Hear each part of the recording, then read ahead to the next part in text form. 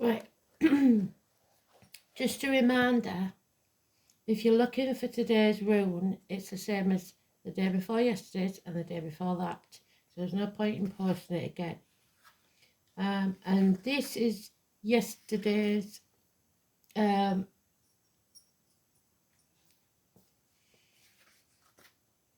tree, the extra message, because I wasn't here yesterday. So we're looking for the ash. It was actually the ash and the yew, but we've done that before as well. So all you have to do is scroll on the community tab. I think it's called Posts now on YouTube, and you'll find it, or go on my Facebook page. So we're looking for the ash, neon, 37. We had number 37 in the cards as well, you see, I'm not sure. That's going to be the only problem, because we won't remember much about the read. So, but we'll see. So the ash, we've got third house today. So that's third moon, number 3. And we had the 3 in the read yesterday. I know I did, because it's the mother's card. The place on the hand, the tip of the middle finger, which is Libra. And we got Libra yesterday. The colour is clear blue. The stone is sea green beryl. The bird is the snipe. The goddess is Branwen. The 9 maidens, the Norns, Mary Morgan, and the number 9 I'm sure was in it yesterday. Oh, definitely today, but yesterday. The symbol is the wind breath Awen. The planet is Mercury and Juno. Juno is on the Persephone card, and she was in it, I believe. Mercury is the communication, that was in it, I believe. But if it has been in the past few days. So the message is about feelings and emotions being awakened. The musical note of A, and the word Ogham is support, connection, boast of women. So be careful what you're saying. Contest of beauty, so competing against others. The weavers, which was the fate, and impatience and vervain flower essence. The ash is the third tree following the return of the light. And it keeps going on about the light returning, doesn't it? It's sacred to Poseidon in Greece, which is the god of the sea. So Neptune. In Ireland, the ash is the third of the 5 trees of magic. It was used as a charm against drowning. Immigrants in Ireland took ash with them when leaving to go to America after the potato famine. In Britain, it is the tree of birth. So a birth. Druid wands are made of ash. The great ash Yggdrasil, sacred to Odin. So the All-Father, hanging from the tree, the 12. Was taken from the triple goddess in Scandinavian legend and used to dispense justice. And that's what they've been saying for the past few days, isn't it? In ancient Wales and Ireland, oars were made of ash. The shade of the ash tree is said to be harmful to plants because ash roots will strangle other roots. It's called the tree of sea power, resident in all water, and is the tree for the month of floods. And it keeps talking about fire and flood, doesn't it? Burn Yule, which is December the 20th to the 23rd, and they keep going on about that as well. For prosperity, do not use on a house or stand under it, as it attracts lightning. So shock. Ash is a tree of strength and maturity. It's a tree of rebirth and also the power of water. It is the last tree in the season of spring to leaf out. Ash is often placed in the south in sacred space as it's a place of feeling. During the ash moon cycle, it is not a good time to make any major decisions. Ash is a link between the inner and the outer worlds. We are able to function in deep, watery places in the realms of the underworld. That's why the devil's being in it. Ash is flexible, psychic strength, and is the weaving of fate and the guardian of peace. And we had the peace walker, didn't we? All actions have their reactions, and note how they affect you and the world around you, how your actions affect others, physical and spiritual. Look for hidden influences, things that are not always as they seem. Use your perception and inner wisdom to see what is noble. Do not separate yourself or be cut off from the wild. The common ash is the ash flower is born on the bare branch before leafing occurs. I am a wind on the deep waters. I fled vehemently on the foam of the water. I am a wind on the sea. At this moon Amagan sings, I am the wind over the sea. As the year moves towards the equinox, high winds move upon the land. This March wind blows away dead leaves that cover the earth, exposing the soil to new light. Our concept of spirit is linked as a metaphor with the breath. Breath hovers over the water. The wind is seen as a great power behind the natural world and becomes that power's creative spirit. A strong gust of wind suggests infusion of creative potential, but it could also mean stormy weather. The Tuatha De Danann, who are the old gods of the Celtic people, suddenly appear in Ireland out of the air on wind-borne clouds. The cauldron of creativity is fanned, inspired by the breath of the 9 maidens, who were seen as the goddesses in a 9-fold manifestations. To the ancient people of the world, life was not thought to begin until a newborn child took its first breath. Thus, being infused with the spirit of the goddess, life began. Following the sequence of the imagery in our moons, we find that the wind over the sea follows logically after the bursting forth of the lake over the plain. The waters have escaped the abyss, bringing the essence of fertility, but this fertility is still inert, without known purpose. Now the goddess, as a divine wind, must breathe herself into this potential. So you're ready and primed, but you have not yet got your target. There's potential, bringing growth. What this means to us is that we must now open ourselves up to the gift of life-giving breath of the goddess. It is now time to contemplate this creativity and how will we resume conscious actions in our lives, how we will put it into practice. In the moonlight, the crystal bright of our names is glowing clear. Dragon stones stand alone, and we talked about dragons. On the sand as we draw near, wave on wave, wave on wave, wave on wave of the sea mares rave. So the horses, because they call them the white horses, the foam on the top of the waves. Tides are high as we ride by, embrace the tide with the sea mares ride. Foaming, frothing, a maddened mouth, hooves churning in the brine. Tails flailing, ranting, raving, we gather line on line. Wave on wave, wave on wave, wave on wave of the sea mares rave. At the spring tide swells with pride, embrace the tide with the sea mares ride. Mighty now, we too must bow to time mightier hand. Comes the ebb tide, we subside and gaze the golden sand. Wave on wave, wave on wave, wave on wave of the sea mares gaze. One and all heed Rhiannon's call, embrace the tide, and with the sea mares ride. On the earth, in the air, through the fire by the water, I am death, Ash Moon's daughter. So deep emotions.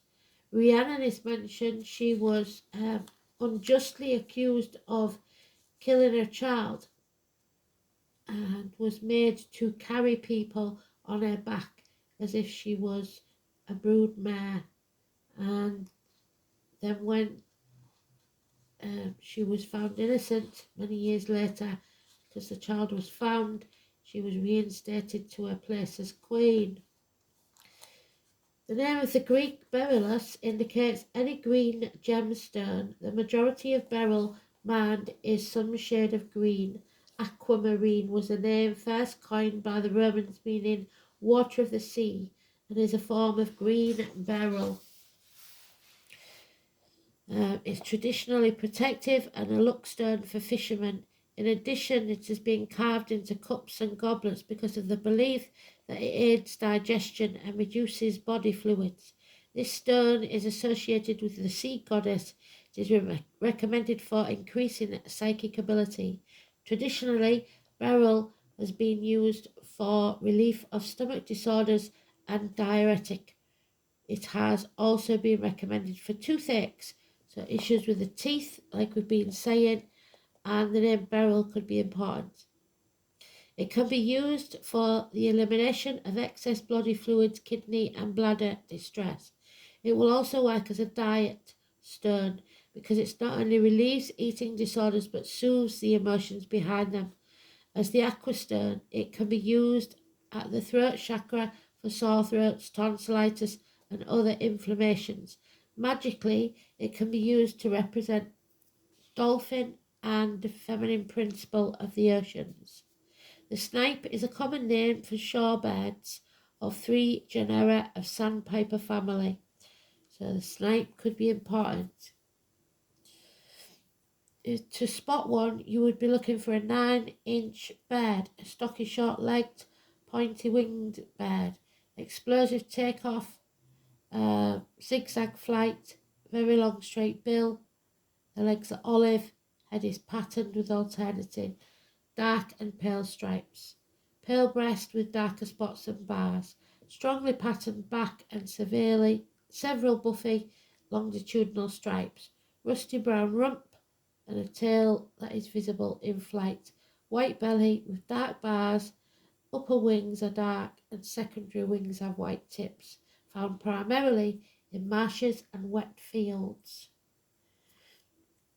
In spring, snipe perform spectacular displays high in the sky, each male following a circular route, making a series of power dives during which the outermost tail feathers are held out almost at right angles to the bird's body. Feather vibrations produce the remarkable throbbing sound known as drumming. Drumming takes place throughout the breeding season and can be enjoyed on moonlight nights. Once a female snipe is attracted, the male pursues her and dives with wings held above the body in a V shape, often rolling and turning. He feeds mostly at night, so if you're not out in the night, you're not going to see one, are you? The Germanic mythology, the Norns were a group of supernatural beings who corresponded to the Greek Moirai. So it's like the Maori. So New Zealand, they are usually represented as 3 maidens who spun or wove the fate of men. We've had them today, and I believe in the past couple of days. Some source name them Erd, Verdandi and Skuld, perhaps meaning past, present and future. They were depicted as living by Yggdrasil, the wild tree, as above so below. The wild tree under Erd's well, and were linked with both good and evil, being frequently attendant at birth. They were sometimes associated with midwifery, and the name Norn appears only in Scandinavian source, but the cult of Norn-like beings occurs in several European folklore. In Norse literature, the Norns are sometimes called Disir. So, midwifery, pregnancy, creation, and birthing something new. A person's fate is shaped in his moment of birth. That's why your astrology chart is most important in his time of birth. At this crucial moment, the family's female protective spirits, the Disir, take action. One of the Disir first tasks, and certainly not the least important, began with assisting the woman in labour, helping her to deliver her offspring. This particular function has given the Disir a peculiar and important position as agents of destiny. In this function, the Disir have received a special name, the Norns. The Norns measure the life of men and plot their path of life at the moment of birth. According to many, nobody escapes the prophecy of the Norns. With divine power, the Norns twine the threads of destiny. They fasten them to the midst of the heavens and throw them in different directions. The land of the conquered to be measured out of advance. In modern times, the belief of the Norns meddling with birth of a child has in some areas lived on in folklore tradition. The Norns allotted destiny for better or worse. It is psychologically understandable that the dark aspects of the Norns' activities dominated the views on them. We seldom meet them as providers of happiness and success, so reads a runic inscription. The Norns decide both good and evil. They have decided immense suffering. The expression of the judgment of the Norns equates an unfair destiny, misery and death. In Ham Desmal we read, "He who has been called upon by the Norns sees nothing but the night." So, living in depression in a dark world. Oftentimes the Norns are named as evil, cruel, and fiendish and vile. The original meaning of the word Norna is a matter of great dispute. In their fate-settling context, it has been connected to the Swedish dialect word Norna, Nirna, a verb that means inform secretly. Another etymology ties the word to Indo-European root, ner, which means twist or twine. Behind this meaning of the words lies the conception about the thread of destiny, which the Norns twist and twine. In the cosmic visions in Voluspa, and Norns appear as universal powers. Their abode is next to the spring at the foot of Yggdrasil. There are 3 of them, and their names are Urd, Skuld, and Verdandi. Their power is great. They decide the destiny of all humans and the laws of the cosmos. The 9 maidens whose breath fueled the cauldron. 2 mysteries of the cauldron represent the inner and sacred teachings of creation, transformation, and regeneration. So the womb is also the cauldron. In both myth and legend, the cauldron is known to brew potions, aid in casting spells, and produce abundance or decline, and is a holy vessel for offering to the powers of the great goddess. Its chief power is that of transformation, spiritual and physical. The cauldron bestows a wisdom, knowledge, and inspiration. Within the tale of the cauldron of Ceridon, many aspects of the mystery teachings are found. Ceridon is preparing in her cauldron a brew meant to give enlightenment to her son. The potion is required to brew for a year and a day. Such a time period is symbolic of initiation. In the tale of Ceridon, Gwion, for whom it was not intended, tasted the potion, because she left him to do a job she should have done herself. This makes Ceridon very angry. She pursues the offender, and both of them transform into various cult animals during the chase. Included in the potion of Ceridon were yellow flowers known as pipes of liu, cowslip, Gwion silver, so fluxwort, the burrows of Gwion, hedgeberry, and taliesin cresses, vervain, and mistletoe berries mixed with sea foam. The brew was poisonous and had to be handled properly. This potentially fatal potion was prepared for willing initiates wherever their consciousness would retrieve the generic memory of their ancestors. In the Celtic myth, Ceridon's cauldron was warmed by the breath of 9 maidens and produced a brew that conferred inspiration. Here, in comparison, are striking similarities to earlier Greek tales in which the 9 muses gave inspiration to humans. The cauldron was located at the realm of Anwen, the underworld, and according to the Taliesin poem, the spoils of Anwen The breath of 9 maidens kindled the fire's breath, and beneath it, oracle's speech reportedly came forth from the cauldron. The breath of Awen. Welsh bardic literature refers to the cauldron of inspirations, which contains a mysterious substance called Awen, the Welsh equivalent of imbas. Awen literally means flowing spirit, and it bestows only by the generosity of Sheridan, the poet's muse and mistress of the cauldron.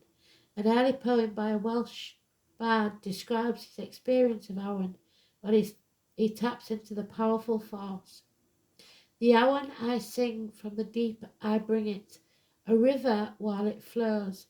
I know its extent, I know when it disappears, I know when it fills, I know when it overflows, I know when it shrinks, I know what base there is beneath the sea. Here the source of Awen is in the depths of the sea, your immersions, a tradition, location for the Celtic otherworlds, but it emerges also from the depths of the poet himself, who may have drank the intoxicating mead of the Druids, so be careful what you take into your body. The flowing drink from the cauldron or a cup sets into motion the flowing spirit from deep within. Awen is the energy of divine inspiration, the flow of spirit and the essence of life in motion. It is the exquisite power of sacred relationship, the power that floods through the body and soul when spirit touches it. Life is acknowledged, a moment's experience shared, divine energy exchanged. Awen is the focus of the deeper inner quest. It is what we all seek as we stumble through life, that which brings us wisdom, clarity, freedom, ecstasy, the joy of being alive, simply being, which is what they said yesterday, peaceful presence. It is the fire in the head, poetic frenzy, lust for breath, complete purpose in perfect serenity. The roots of the word inspiration reside in breathing life itself into something. As in myth, many references are made to the divine blowing life into clay, so giving life to a child, or even for some CPR.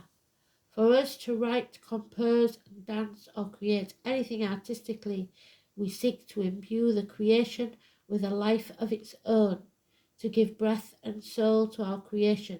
We appeal to the goddess that she might favour us with the ability to infuse life into our creation.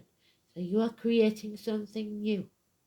The year 2005 may be important, but this is a long-standing issue.